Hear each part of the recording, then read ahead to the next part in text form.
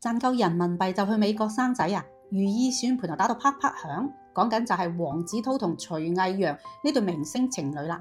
粉絲啊鬧佢哋咧賺中國嘅錢去美國生仔，雖然工作室出嚟澄清話唔係代孕，但係咧對赴美生仔就隻字不提，咁算唔算默認咗咧？陳律師就同大家科普一下啦，去美國生仔咧本身係唔違法嘅。川普咧一直就話取消，先兩日先俾美國最高法院駁回咗，坐實咧喺美國境內出生，直接攞到美國公民。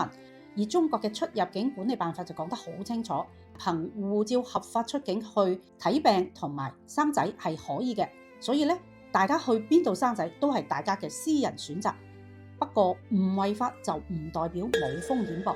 呢對明星咧都係中國人啊，用旅遊簽證去美國生仔，有可能喺美國就構成簽證欺詐啦。一旦俾美國移民局發現啊，有可能咧俾佢哋終身拉黑禁止入境。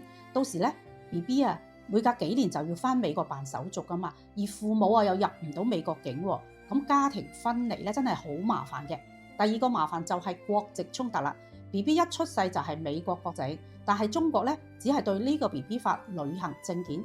雖然呢個證件返到中國可以入戶領身份證，話就話18歲可以選擇國籍啊，但實操當中中國又唔同你辦護照喎，因為中國係唔承認雙重國籍噶嘛，除非你放棄美國國籍咯。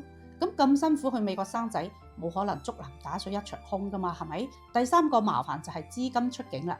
中國係外匯管制國家嚟噶嘛，每人每年可以5萬蚊額度嘅換匯，咁去美國生仔又使唔少錢喎。假設資金唔係合法出境啊，俾外匯局查到咧，輕則罰款，重則監都有得坐。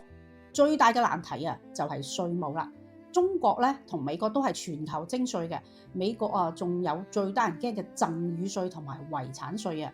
咁佢個細路啊，將來接受100億身家財富傳承，真係頭都痛埋嘅。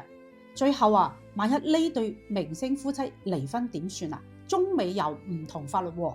假設撫養權喺中國係判咗俾爸爸，喺美國判咗俾媽媽，兩國嘅撫養權咧判決互相又唔承認喎，家庭分咗兩邊，細路夾喺中間，到時啊，登官司真係好睇過花燈嘅。陳律師就奉勸大家一句啊，赴美生仔咧唔係咁理想嘅，上邊嗰啲風險大家有冇諗過啊？喺評論區講低你哋嘅睇法啦。我係中美跨境陳律師，有乜婚姻財富安排問題私信我，總有辦法解決嘅。